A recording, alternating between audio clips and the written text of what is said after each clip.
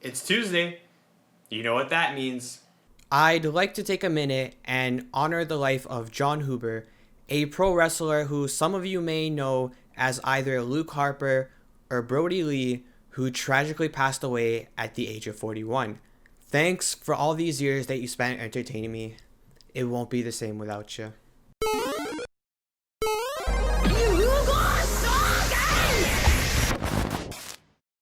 Welcome back to Tech Tuesday. If it's your first time here, this is the series where I talk about techs to combat the meta, spicy techs, and techs that are just outright terrible. One of the most boring things that can happen in Yu-Gi-Oh! Is when everybody's deck list looks the same card for card. And that just happens to be the case with Virtual World. 3 of all the monsters, 3 of all the spells, 3 of all the traps. I feel like I'm Oprah handing out playsets of all the Virtual World cards to all the Virtual World players. Then you can sprinkle in 3 Desires, you can sprinkle in 1 E-Telly, throw in a few hand traps in there, and yeah, you've pretty much got yourself a Virtual World deck.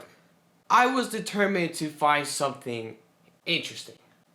Something a little bit different. It didn't necessarily have to be better, it just had to be different. And luckily enough, I stumbled upon just that. I stumbled upon this really new channel by the name of ZomberryYGO, and I found out that he was using Beast of the Pharaoh in his Virtual World combos. And for those of you who don't know, Beast of the Pharaoh is a card that came out in 2008. And if you don't know what it does, let me fill you in real quick. Beast of the Pharaoh is a level 3 Earth zombie type monster whose effect is that if this card is sent to the graveyard for a synchro summon, you can target one level 4 or lower zombie type monster in your graveyard, special summon that target. Zombie monsters? In my Virtual World deck? Yeah, I know it sounds a little bit crazy, but if you think about it, a level 3 monster that you can bring back every time you synchro summon in a Virtual World deck, a synchro summoning deck nonetheless, is pretty freaking amazing. For the combo, ZomberryYGO was kind enough to let us use this video. So after you guys are done checking out this video, please do go check out his channel, show him some love. Link will be down in the description below. And now, here's how to combo with Beast of the Pharaoh. For this Virtual World combo, I'm going to show you how to combo with Beast of the Pharaoh. So to start this combo, you need Beast of the Pharaoh in hand. You would also need Virtual World Lulu, but I don't have my copies yet, so this is a proxy. And you would need a Virtual World Gate card. And then you have 2 cards in hand. To start this combo, we're going to need to activate Virtual World Gate Quinlong. If I butcher these names, I'm sorry, I don't really know how to pronounce them. And we're going to activate the effect of Lulu by targeting this spell card and sending the trap card to the graveyard. And so we're gonna summon her. She's gonna search for the other type of card, which is a monster card, and we're going to add Lao Lao to our hand. So Lao Lao's right here. Now we're going to normal summon our Beast of the Pharaoh, and this is where the synchro shenanigans begin. We're going to do our first synchro for level 6 for Coral Dragon. And Beast of the Pharaoh's effect is going to activate, which is if this card is sent to the graveyard for a synchro summon, you can special summon 1 level 4 or lower zombie type monster from your graveyard. And he's the only zombie in the graveyard, so he's gonna come back. And so we're going to synchro again into our Ravenous Croco Dragon, which is right here. And then he's going to activate. Coral Dragon is going to activate, and Beast of the Pharaoh is going to activate. So target himself again. Special summon. We're going to draw 2 cards from it, from Coral Dragon and Ravenous Croco. Yeah. Now what we're gonna do next is activate Lao Lao, targeting our spell card. And we're going to send a Nyan Nyan to the graveyard. summon Lulu, and he's going to special summon your Lulu because you can't summon the card you sent to the graveyard, the monster you sent to the graveyard. So Lulu's going to summon herself, and she's a level 3. So Nyan Nyan is going to activate and summon herself as a tuner, level 3 tuner. Okay, and so next, what we're gonna do is synchro for another 6.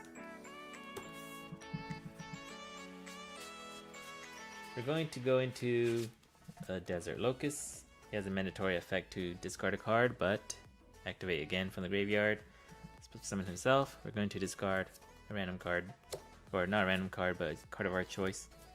3 cards in here. This doesn't have to be Desert Locust. I just wanna.